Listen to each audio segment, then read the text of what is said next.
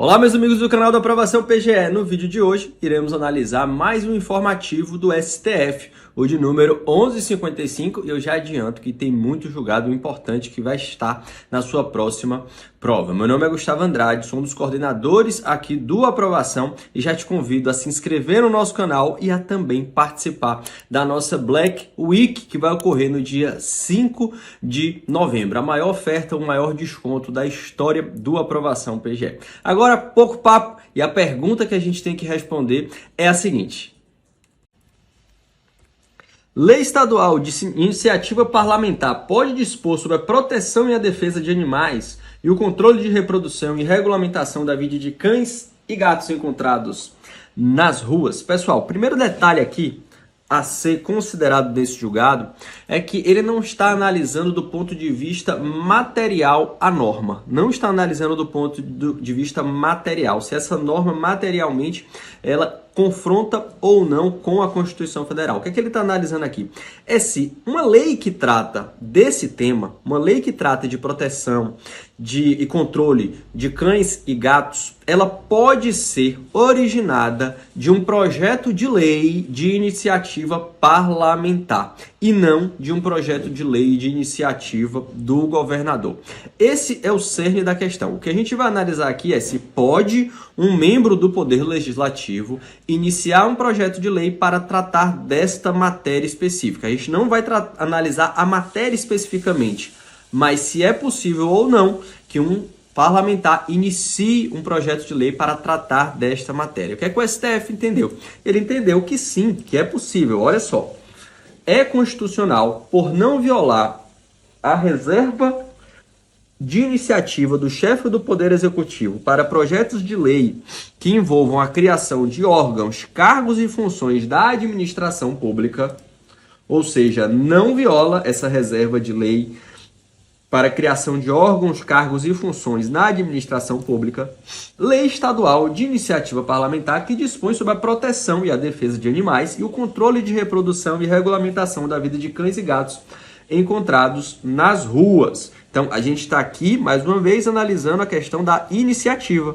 O STF entendeu que sim, que um membro do Poder Legislativo, um deputado estadual, ele pode, volta aqui comigo, iniciar um projeto de lei para tratar dessa matéria. Não existe, então, o que é denominado de vício de iniciativa, de iniciar um projeto de lei. Ok? Vamos agora para os fundamentos do STF com relação a esse julgado. Não obstante a legislação questionada estabeleça política pública que gera para o poder público atribuições e despesas, ela não cria órgãos, nem cria nem disciplina a estrutura da administração. Ela gera custos para o poder e despesas, né? Gera atribuições e despesas, mas ela não cria um órgão e nem disciplina a estrutura da administração. Neste contexto, esta Corte já decidiu que a mera possibilidade de uma proposição parlamentar ter como consequência o aumento de despesa para a administração não se revela como circunstância suficiente apta para caracterizar violação à cláusula de reserva de iniciativa do Poder Executivo. Interpretando por outro lado, a gente tem que ter a noção que é normal que uma lei, quando ela entra em vigor, ela venha a gerar custos para o Poder Executivo. E isso, por si só, essa geração de custos, não significa que essa lei deve ter como iniciativa,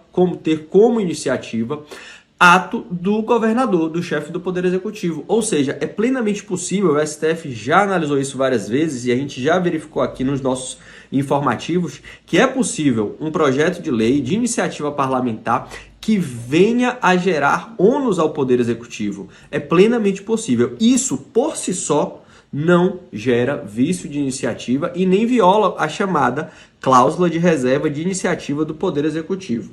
Ademais, a proteção da fauna e do meio ambiente se insere na competência legislativa concorrente da União, dos Estados e do Distrito Federal, bem como na competência administrativa comum da União, dos Estados, do DF e dos municípios. A lei estadual questionada institui também política que assegura direitos fundamentais, como a saúde pública, ao evitar a disseminação de doenças, sem constituir, entretanto, óbice à atuação suplementar dos municípios relativamente às suas particularidades para tratar de interesses locais. Então, essa lei de iniciativa legislativa do Poder Legislativo, ela pode sim tratar desse tema, não existe vício de iniciativa, e ela também pode aqui de forma ampla, né? E aqui a gente entra na parte da análise meritória da lei, ela pode de forma ampla tratar do assunto em âmbito estadual, permitindo, obviamente, não impedindo, na verdade, a suplementação legislativa pelos municípios. Então, veja bem, resumindo aqui a questão desse julgado. Ponto número 1. Um deputado estadual ele pode iniciar um projeto de lei que venha a tratar de obrigações ao Poder Executivo estadual relacionado ao meio ambiente. Não tem problema nenhum isso, não viola a cláusula de reserva de plenário. E quando a gente entra no mérito da questão, essa lei ela pode dar contornos amplos para ser abarcado em todo o estado, sem impedir, obviamente, sem impedir a suplementação relacionada aos municípios de forma complementar a essa norma, obviamente para você tratar dos interesses locais. Então, 2 pontos importantes aqui. Não existe vício de iniciativa e essa lei ela pode tratar em âmbito estadual, obviamente sem impedir que os municípios também suplementem essa legislação. Olha só aqui, ó. Não existe óbice, sem constituir óbice, a atuação suplementar dos municípios relativamente às suas particularidades para tratar de interesses locais. Então, resumindo aqui mais uma vez, é constitucional por não violar a cláusula de reserva, a reserva de iniciativa do chefe do Poder Executivo para projetos de lei que envolvam a criação de órgãos, cargos e funções, lei estadual de iniciativa parlamentar que dispõe sobre a proteção e a defesa de animais e o controle de reprodução e regulamentação da vida de cães e gatos encontrados nas ruas. É isso aí, meus amigos. Esse julgado é muito importante e eu tenho certeza que pode cair na sua próxima prova. Agora, vamos à próxima pergunta que foi respondida pelo STF. É possível que emenda à Constituição Estadual condicione a composição dos quadros de pessoal dos conselhos do Poder Executivo Estadual à indicação de membros pela Assembleia Legislativa? Vamos lá, pessoal. Volta aqui comigo para a gente contextualizar essa questão. A gente sabe que cada vez mais a gestão pública ela é democrática e essa democratização ela corre através dos conselhos, né? Existem também outros nomes, mas fixando aqui com relação a esse julgado, aos conselhos, aí você tem o Conselho Estadual de Saúde, o Conselho Estadual de Educação, o Conselho Estadual do Meio Ambiente, que são, digamos, espaços democráticos nos quais diversos atores sociais estão presentes para poder gerir aquela coisa pública. E a questão aqui que se tem é, pode uma emenda à Constituição de origem parlamentar condicionar a composição, a participação de quem vai estar nesse conselho à indicação da Assembleia Legislativa? Ou seja, uma norma da Constituição Estadual, ela pode obrigar que, para que determinado sujeito venha a figurar num determinado conselho, que haja a indicação, a aprovação pelo Poder Legislativo Estadual? O STF entendeu que não, que existe sim aí nesse caso uma inconstitucionalidade. Vamos ver aqui, pessoal. É inconstitucional, vou marcar aqui, é inconstitucional por violar os preceitos fundamentais atinentes à separação dos poderes e ao devido processo legislativo, emenda à Constituição Estadual que condicione a composição dos quadros de pessoal dos conselhos do Poder Executivo Estadual à indicação de membros da Assembleia Legislativa. Conforme a jurisprudência desta Corte, as normas constitucionais referentes ao processo legislativo, inclusive as relativas à reserva iniciativa, são de reprodução obrigatória pelos demais entes federados, por força do princípio da simetria, sendo vedado aos respectivos legisladores propor emendas constitucionais sobre matérias de iniciativa do Poder Executivo. Então, o primeiro ponto que se tem aqui, pessoal, existe uma norma de reprodução obrigatória relativa ao processo legislativo. E quando nós estamos falando de norma de reprodução obrigatória, eu quero que você entenda que é o seguinte, existe um regramento na Constituição Federal, que estabelece como ocorre o processo legislativo e também estabelece ali a quem cabe a iniciativa para tratar de determinados temas. Ocorre que as constituições estaduais, elas não podem fugir deste modelo previsto na Constituição Federal. É justamente isso quando a gente fala que trata-se de uma norma de reprodução obrigatória e se a norma estadual ela tratar de forma diversa, ela está violando o princípio da simetria. E a gente sabe que existem determinadas matérias que são de competência privativa, de iniciativa, iniciativa do chefe do Poder Executivo.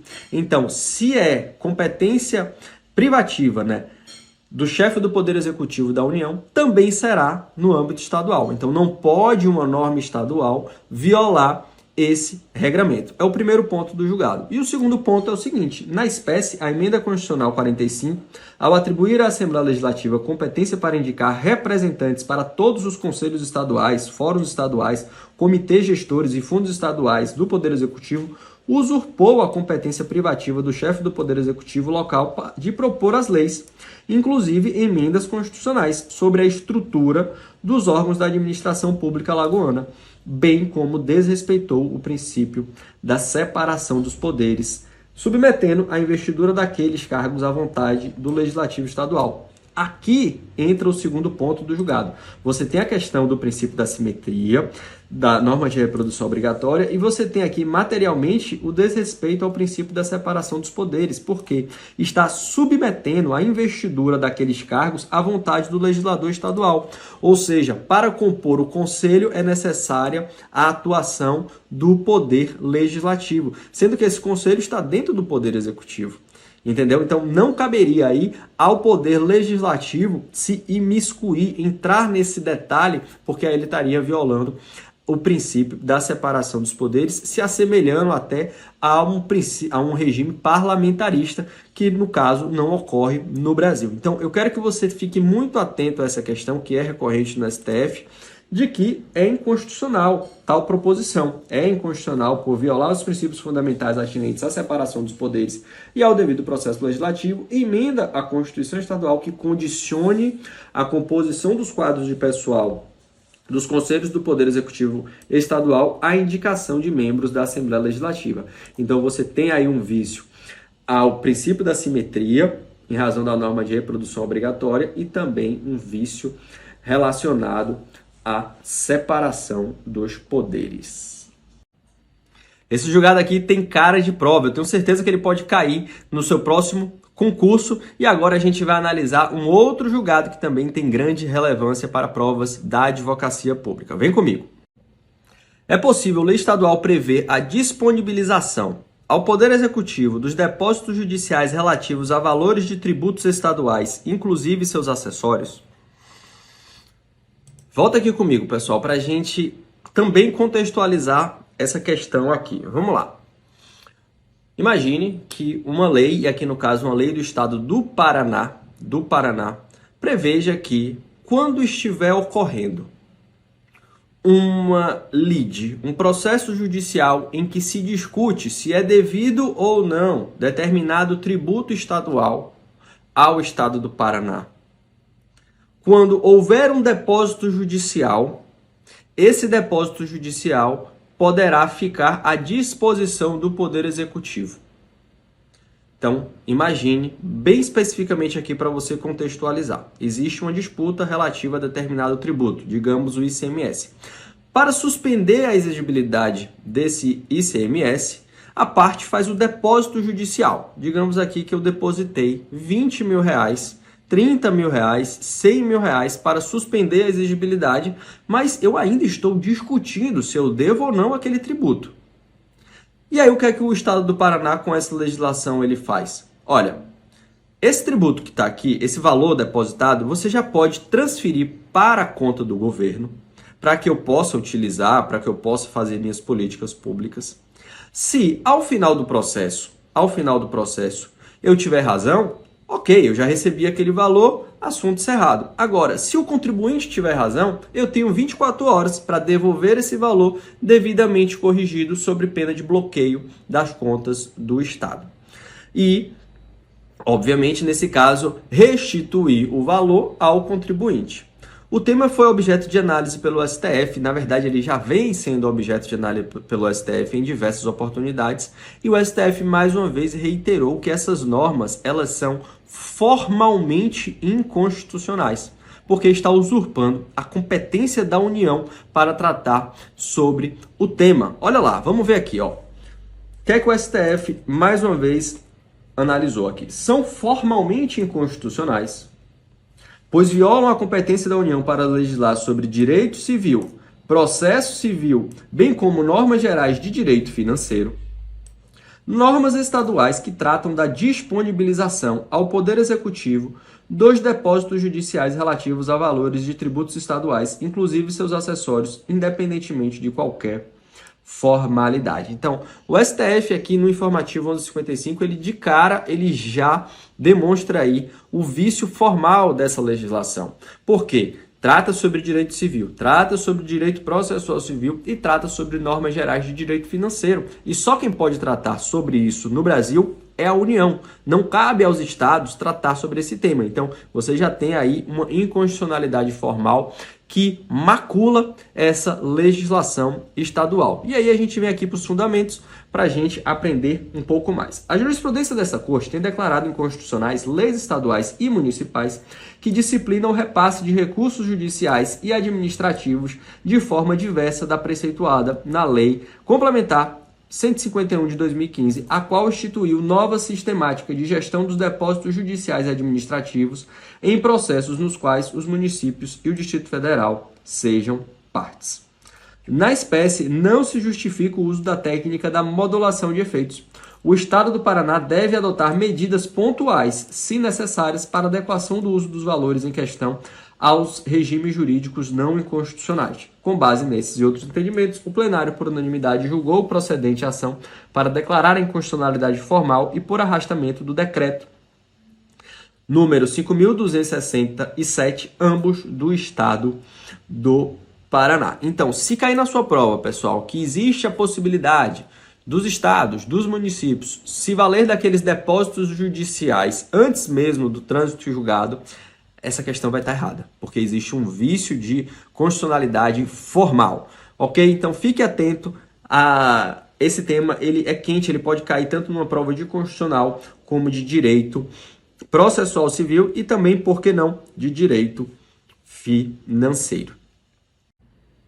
Eu não falei que esse julgado era importante? Tenho certeza que ele pode cair na sua próxima prova. Agora vamos analisar outro julgado que também tem relevância e está aqui no informativo de número 1155 do STF. Vem comigo.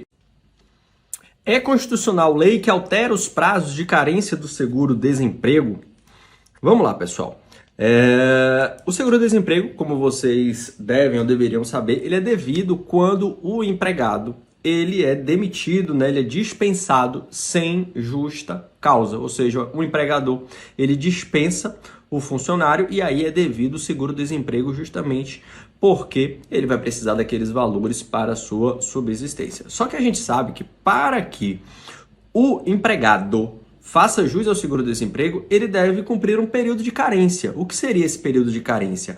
É um período segundo o qual ele deve prestar serviços de forma contínua ou esporádica dentro de determinado período para que ele, ao ser dispensado sem justa causa, faça jus ao seguro-desemprego.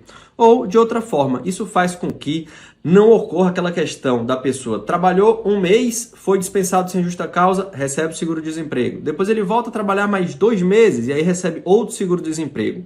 Isso aí acabaria sendo prejudicial às contas atuariais relacionadas ao seguro-desemprego. E aí é por isso que existe essa carência. Então, o contexto é esse. E aí a gente vai para o contexto específico dessa questão e dessa legislação. O que é que acontece? Existia um determinado prazo de carência para que o empregado fizesse jus ao seguro-desemprego. Veio uma lei e alterou esse prazo de carência de forma que ficou mais restrito, mais dificultoso, mais difícil para que o empregado recebesse o seguro-desemprego. E aí o que aconteceu? Os partidos entraram com a ação direta de constitucionalidade questionando, dizendo que aquilo ali estaria violando o princípio de vedação ao retrocesso social, porque eu estou dificultando o acesso ao seguro-desemprego. Então, veja aqui comigo como, em resumo, né, que eu coloquei a legislação de um lado e do outro, como era, pelo menos 18 meses nos últimos 24. Aí passou a ser 12 meses nos últimos 18. A linha B, pelo menos 12 meses nos últimos 16. Passou a ser 9 meses nos últimos 12. Então, resumindo, a lei passou a exigir que na primeira solicitação a pessoa tenha tido um vínculo emregativo de pelo menos 12 meses, 12 dos 18 meses imediatamente anteriores à dispensa. Então, dificultou. E aí o STF vai analisar a questão. E o que é que o STF entendeu? Ele entendeu que a Lei 13.134, relativamente aos prazos de carência do seguro-desemprego, não importou em violação do princípio de proibição do retrocesso social, nem ao princípio de segurança jurídica. E aí ele resumiu, é constitucional e não afronta o princípio de proibição do retrocesso social nem da segurança jurídica, são os dois princípios que foram colocados aqui em xeque. O artigo 1º da Lei 13.134 de 2015, que alterou os dispositivos da Lei 7998, na parte relativa aos prazos de carência do seguro-desemprego. E aqui o fundamento. A edição da Lei 13.134 esteve pautada na gestão responsável das contas públicas, com o fim de assegurar a sustentabilidade financeira do Fundo de Amparo ao Trabalhador, o FAT, que tem previsão constitucional, inclusive em termos intertemporais, e de corrigir incentivo adverso que existia na Lei 7998 para requisição do seguro-desemprego. Nesse contexto, as normas impugnadas não afrontam o princípio da proibição do retrocesso social, porquanto ele não possui caráter absoluto, como todo princípio, e deve ser interpretado em harmonia com outros parâmetros da mesma envergadura.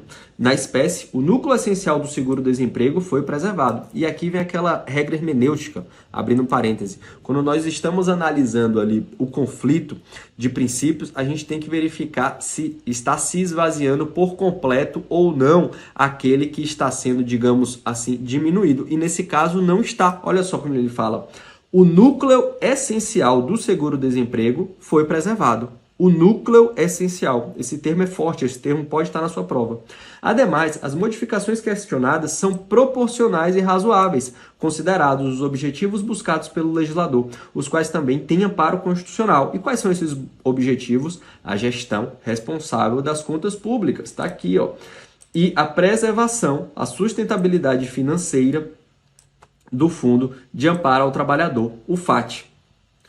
Os próprios novos requisitos estabelecidos para a obtenção do benefício são proporcionais e razoáveis.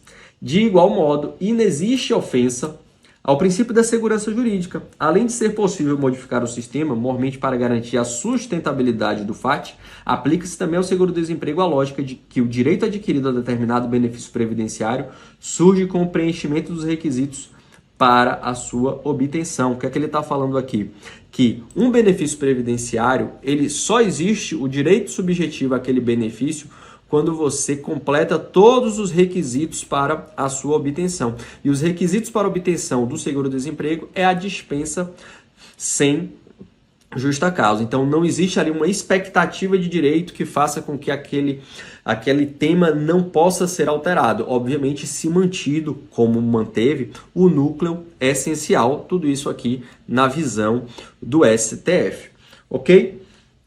Então, aqui eu trouxe um trecho do voto do ministro relator. O benefício da pensão por morte continua a existir, não tendo havido violação do seu núcleo essencial. Tal como as modificações realizadas nos benefícios já analisados, seguro-desemprego e seguro-defeso, as horas examinadas não fizeram com que a pensão por morte se tornasse ineficaz. E não cabe confundir condições para obter direito ao benefício com o próprio benefício. As novas regras foram editadas com o objetivo de se garantir o equilíbrio financeiro e atuarial do regime próprio de previdência social e do regime geral de previdência social e do regime próprio dos servidores públicos federais, com base na gestão responsável das contas públicas. Com base nesses e outros entendimentos, o plenário, por maioria, julgou improcedente a ação para declarar a inconstitucionalidade do artigo 1º da Lei 13134 de 2015, nos moldes da tese anteriormente citada. Então, a lei, ela relativamente aos prazos, não importou violação do princípio da proibição do retrocesso social, nem da segurança jurídica. Ok? Finalizada a análise desse julgado, a gente passa para outro julgado também de grande relevância que consta no informativo de número 1155. São válidas as regras que limitam as regras do seguro-desemprego e o período de pagamento de pensão por morte.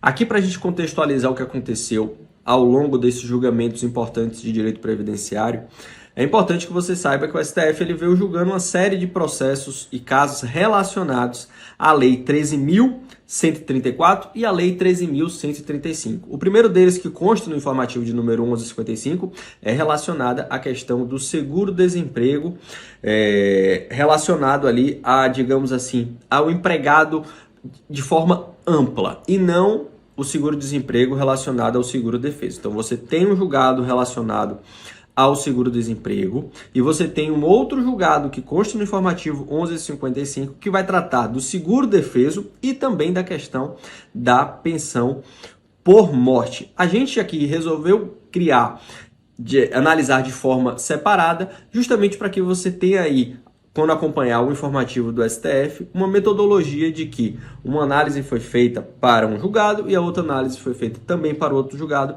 mas a fundamentação ela acaba sendo semelhante. Então vamos lá agora analisando especificamente a questão do seguro-defeso e da pensão por morte, ok? O que aconteceu?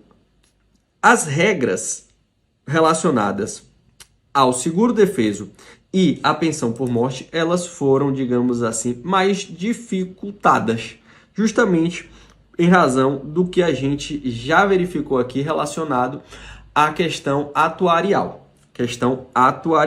E aí, o que é que você tem? Você tem que a Lei 13.134, com relação ao seguro-defeso, ela passou a exigir que o registro de pescador artesanal tenha sido emitido um ano antes do pedido do benefício. Ou seja, para que determinado pescador, e o seguro-defeso é aquele seguro quando em determinado período do ano, em razão do defeso, que é a proibição de pesca, aquele pescador vai receber um auxílio, um benefício previdenciário, justamente porque, como ele não pode pescar, justamente para proteger o meio ambiente, ele não consegue ter uma subsistência. Então, o governo ele paga um seguro justamente para que ele possa pagar suas contas, viver e por aí vai. Então se chama seguro-defeso, que não deixa de ser uma modalidade de seguro-desemprego, de forma, digamos assim, mais facilitada para a gente compreender aqui. Então você tem esse seguro-defeso e qual é a exigência? Que o registro como pescador tenha ocorrido um ano antes da solicitação do benefício. Porque antes a pessoa não precisava nem comprovar nada, ele chegava lá, eu sou pescador, preciso agora do seguro-defeso. E aí pagava esse valor e não tinha, digamos assim, um controle efetivo se a pessoa era realmente pescadora ou não, e aí você tinha um benefício sendo pago, infelizmente, a pessoas que não faziam jus e acabava prejudicando aí as contas públicas. Então, com relação ao seguro-defeso é isso. Agora a gente volta para analisar com relação à pensão por morte. O que aconteceu? Se o relacionamento tiver durado menos de 2 anos, o benefício será pago por apenas 4 meses. E foram instituídos prazos máximos para o pagamento da pensão, que vão de 3 anos para os cônjuges ou companheiros com menos de 21 anos de idade, até a vitalícia para pessoas a partir de 44 anos de idade. O que acontece aqui com relação à pensão por morte? Ela deixou de ser vitalícia, deixou de ser para sempre. Foi criada ali um escalonamento de que se a convivência, a união estável, o casamento, ele foi menor a 2 anos, você vai receber 4 meses de pensão. E aumentando esse tempo, você recebe um pouco mais de pensão durante o tempo. E aí, se for mais de 44 anos, aí você recebe a vitalícia. Ou seja, houve um escalonamento de forma que não ocorresse o pagamento de uma pensão por morte de forma vitalícia para uma pessoa que só conviveu com a outra durante um ano e meio e por aí vai. Então, esse é o contexto. As normas foram questionadas em razão, novamente, da questão da vedação ao retrocesso social. E o que é que o STF analisou? Ele analisou e definiu que essas normas que dificultaram o acesso a esses benefícios são constitucionais. Vamos lá.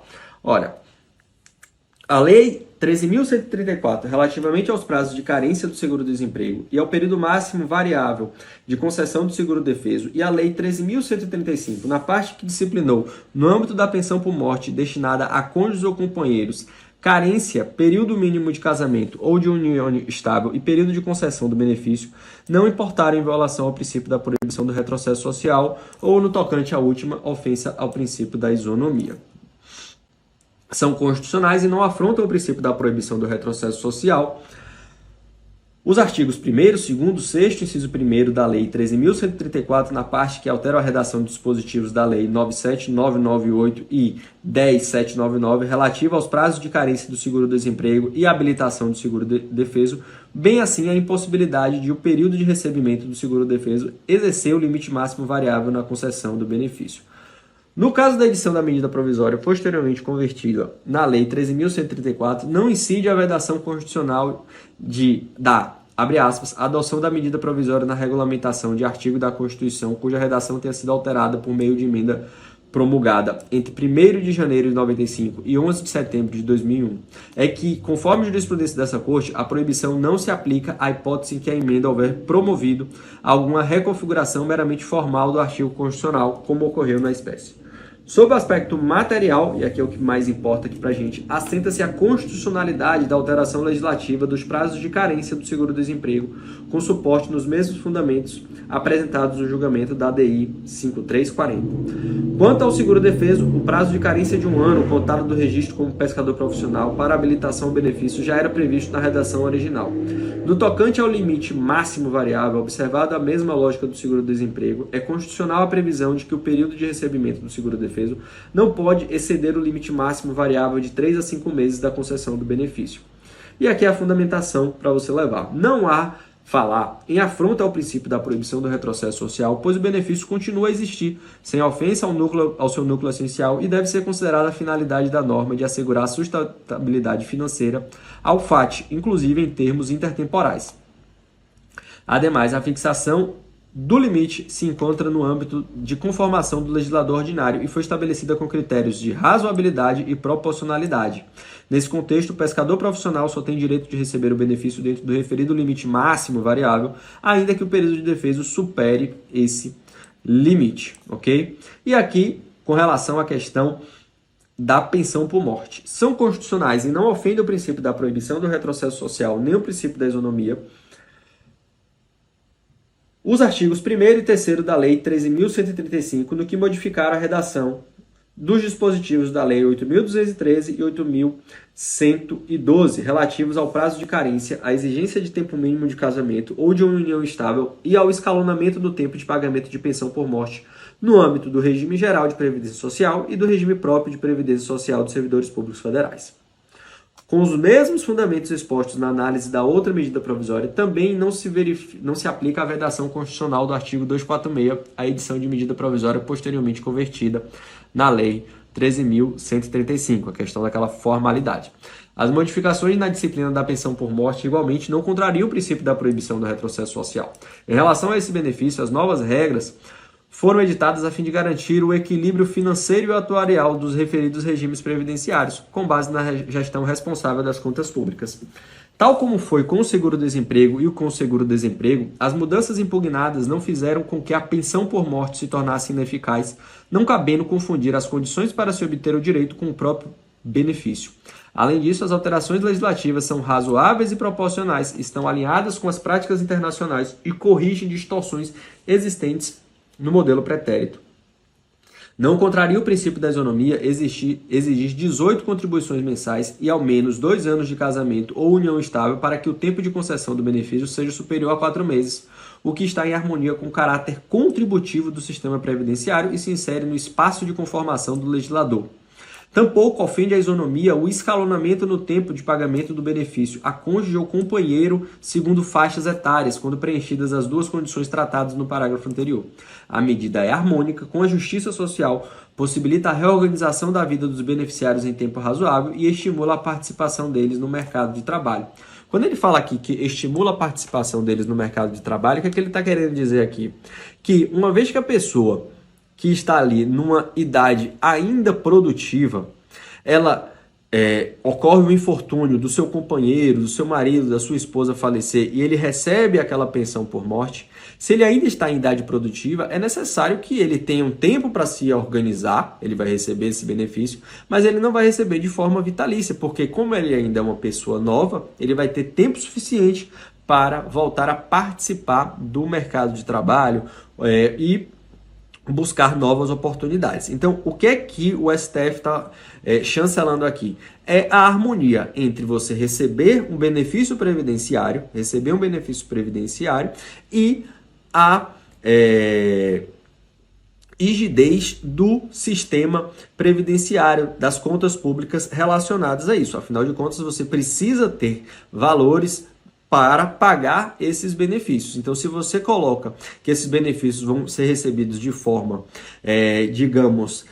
indeterminada, sem muito controle, você acaba dificultando ali a saúde financeira e atuarial do próprio regime, o que vai fazer com que todos do regime sejam prejudicados. Então, resumindo, o STF aqui com esse julgado, ele acaba acatando a tese fazendária da constitucionalidade dessas normas que dificultaram, colocando aqui em palavra mais simples, que dificultaram o acesso a esses benefícios previdenciários. E agora a gente passa a análise do próximo julgado importante do informativo 1155 do STF. Vem comigo. É cabível ação rescisória a fim de fazer prevalecer a tese de repercussão geral fixada no recurso extraordinário 574706, tema de repercussão geral 69, e esse tema ele definiu que o ICMS não compõe a base de cálculo para incidência do PIS e da COFINS. Então, qual é a questão aqui, pessoal? Digamos que determinado contribuinte,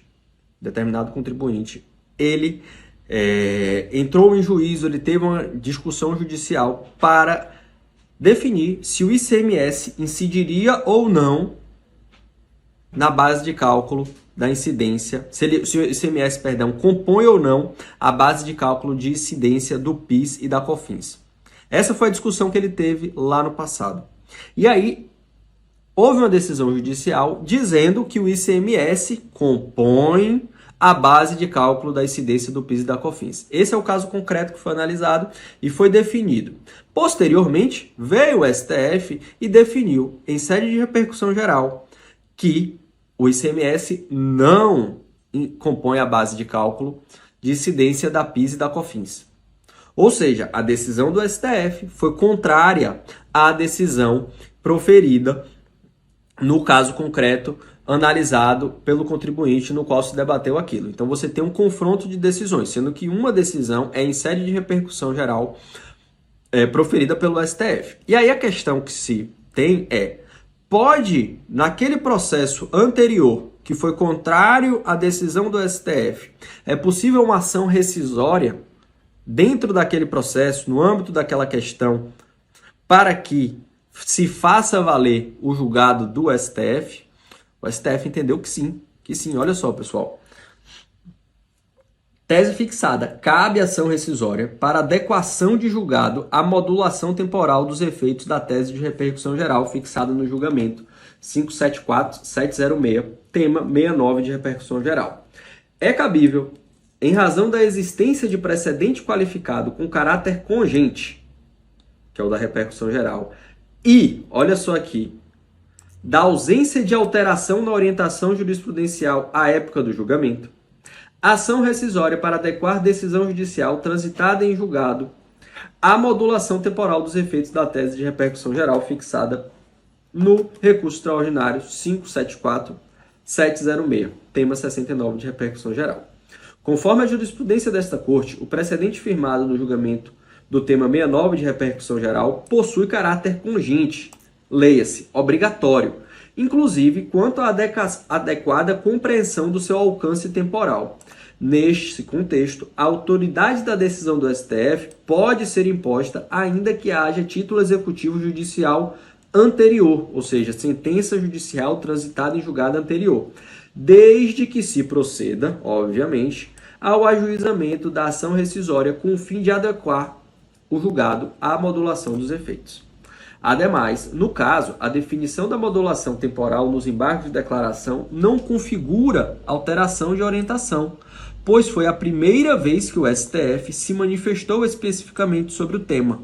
Dessa forma, não houve qualquer alinhamento do acordo rescindendo com o precedente do STF à época da decisão, com posterior superação, a ensejar o óbice ao cabimento da ação rescisória. Com base nesses entendimentos, o plenário, por unanimidade, reconheceu a existência de repercussão geral da questão constitucional suscitada, tema 1338, bem como reafirmou a jurisprudência dominante sobre a matéria, para negar provimento ao recurso e fixou a tese anteriormente citada. E a tese ela fala justamente isso, que é cabível a ação rescisória, desde que dois requisitos sejam comprovados, que é a existência de precedente qualificado com caráter congente, que é justamente o precedente do STF, no caso, e a ausência de alteração na orientação jurisprudencial à época do julgamento. E é justamente isso que ele fala. Quando houve o julgamento do embargo de declaração, lá no tema 69, não houve uma alteração de entendimento do STF sobre a questão. Não houve alteração. Foi a primeira vez que o STF veio a tratar sobre aquele ponto. Então, em razão disso, é possível o manejo da ação rescisória. Então, fique atento. Eu acredito que essa é uma questão que pode cair aí em concursos, principalmente porque envolve direito processual civil, envolve um tema de repercussão geral, dois temas de repercussão geral, né? O tema 69 e o atual, que é o tema 1338. Então fique atento, leve para sua prova que é cabível essa ação rescisória para adequação de julgado à modulação temporal dos efeitos da tese de repercussão geral fixada no julgamento do recurso extraordinário 574706. Ok? Encerrada a análise desse julgado, a gente passa agora aos julgados de direito tributário. E o primeiro deles, vocês verificarão que é algo que já foi analisado pelo STF, consta no informativo de número 1154, mas como também consta no de 1155, a gente vai analisar novamente e é bom que serve como revisão para você, ok? Vem comigo. A aplicação das alíquotas integrais do PIS e da COFINS a partir da repristinação promovida pelo decreto número 11.374 de 2023 está submetida à anterioridade nonagesimal? Pessoal, vamos lá. Esse tema aqui já foi objeto de análise aqui no nosso canal quando a gente analisou o informativo de número 1154 do STF.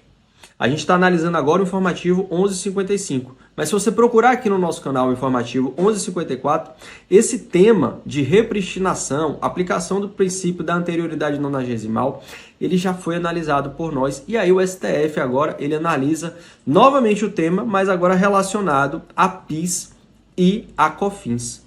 E aqui qual é o pano de fundo? O que é que aconteceu aqui? E é algo que eu já contei quando a gente analisou o informativo 1154.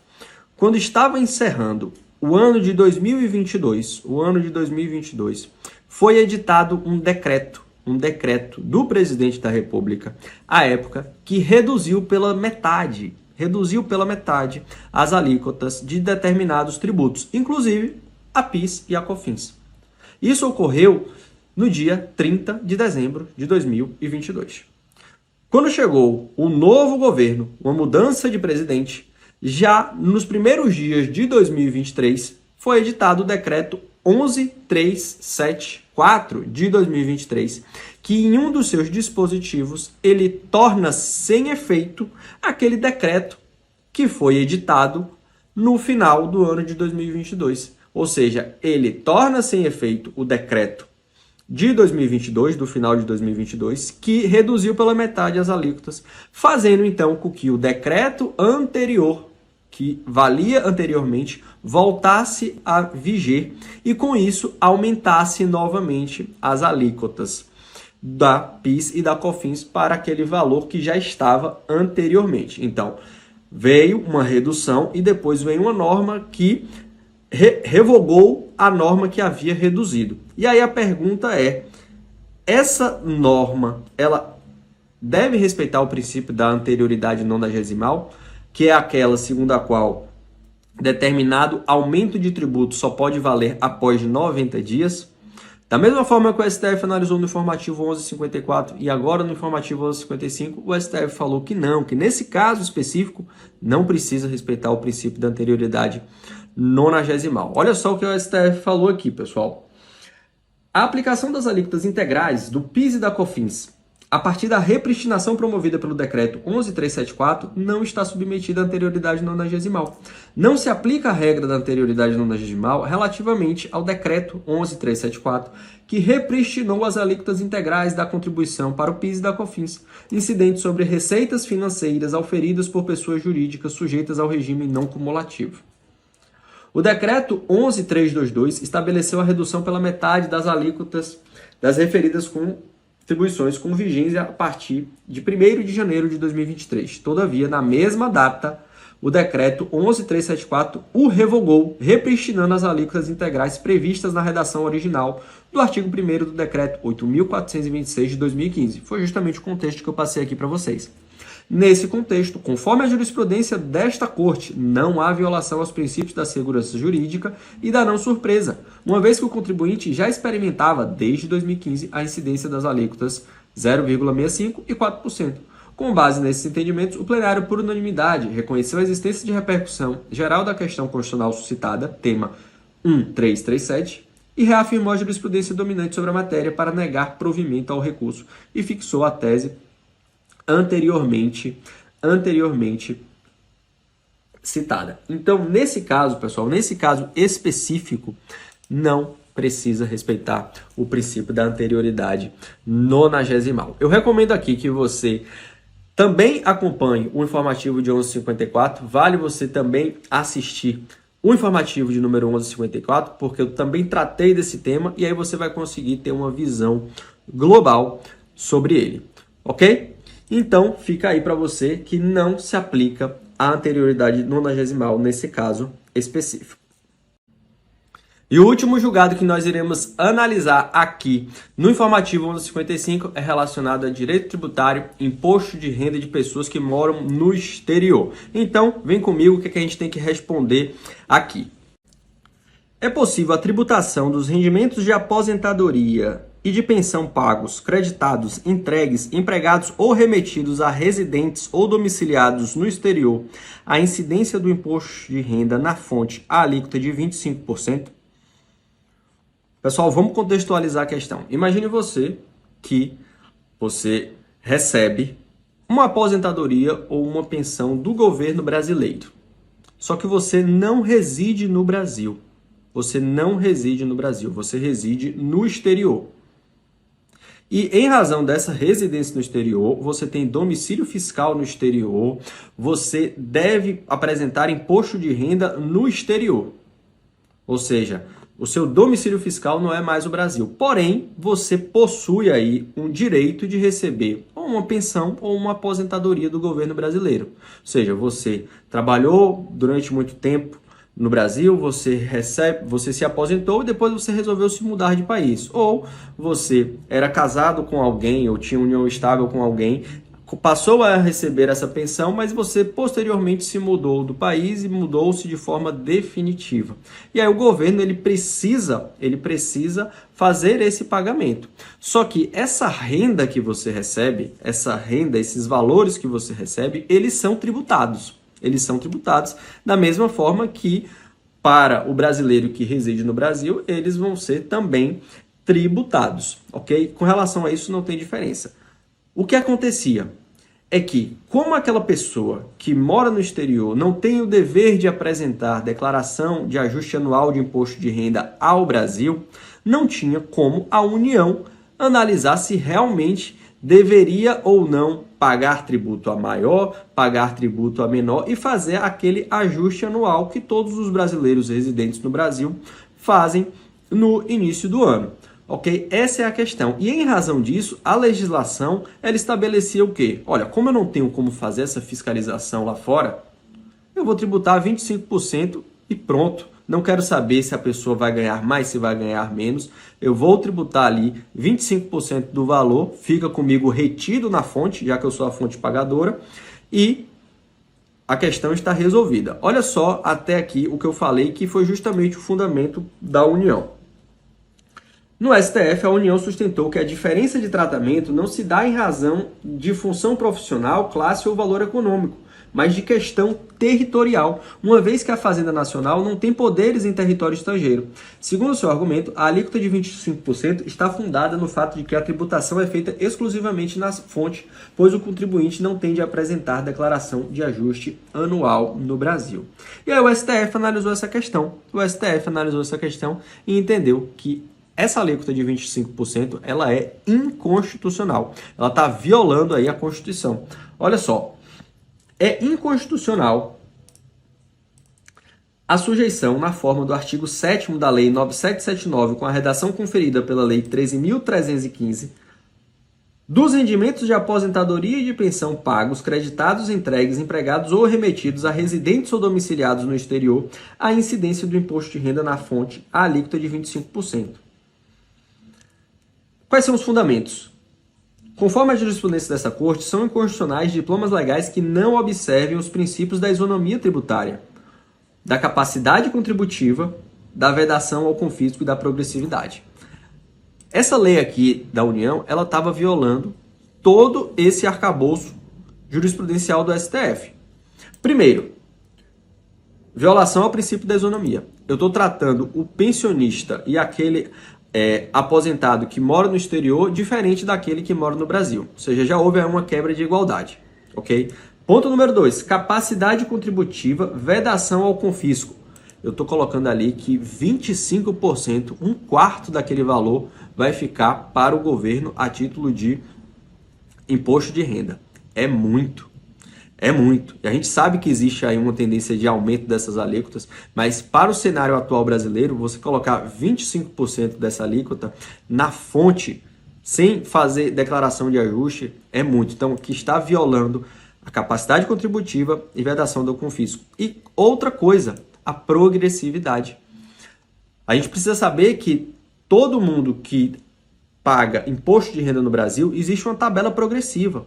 Ou seja, se você está dentro daquela faixa de isenção, você não paga nada. Você vai subindo ali naquelas tabelas e você vai pagando aquela alíquota proporcional àquela faixa. Então, até o valor da isenção, mesmo quem recebe mais, não paga nada. Depois você vai para uma faixa, uma alíquota menor, sobe de faixa, uma alíquota um pouquinho maior. E aí você vai respeitando a progressividade. Nesse caso aqui, era 25% sobre tudo. 25% sobre o valor todo, ou seja, não tinha nem faixa de isenção. Era 25% na fonte. Ok? Na espécie, a norma impugnada viola os princípios da isonomia tributária, proporcionalidade e capacidade contributiva. Isso porque os residentes no exterior que oferem rendas de aposentadorias e pensões acabam por suportar, sem justificativa razoável, uma carga fiscal muito maior em comparação com os contribuintes que recebem essas mesmas rendas e residem no Brasil. A norma também desrespeita os princípios do não confisco e da progressividade, pois desconsidera o limite legal de isenção e tributa valores considerados necessários à existência digna, a uma existência digna. Além disso, ele não prevê faixas distintas de tributação para fins de incidência de outras alíquotas, de modo que os 25% incidem sobre a totalidade dos rendimentos, sem deduções relativas às faixas inferiores. Com base nesses e outros entendimentos, o plenário, por unanimidade, ao apreciar o tema 1174 de repercussão geral, negou provimento ao recurso extraordinário e fixou a tese anteriormente citada. Qual é essa tese? É inconstitucional a sujeição, na forma do artigo 7º da Lei 9779, com a redação conferida pela Lei 13315, dos rendimentos de aposentadoria e de pensões pagos, creditados, entregues, empregados ou remetidos a residentes ou domiciliados no exterior, a incidência de imposto de renda na fonte, a alíquota de 25%. É isso, meus amigos. Esses foram os julgados mais importantes do informativo 1155 do STF. Se você ficou com alguma dúvida, se você tem alguma crítica a fazer, comenta aqui nos comentários, porque aí a gente bate um papo, a gente se ajuda e a gente evolui conjuntamente. Aproveitando mais uma vez para ressaltar que no dia 5 de novembro, é isso mesmo, 5/11, estaremos com o maior desconto da história do Aprovação PGE na nossa Black Week. O link para você participar está aqui na descrição desse vídeo, então não perde tempo. Clica, se inscreve e eu tenho certeza que você vai aproveitar o maior desconto da história do Aprovação PGE. Até mais!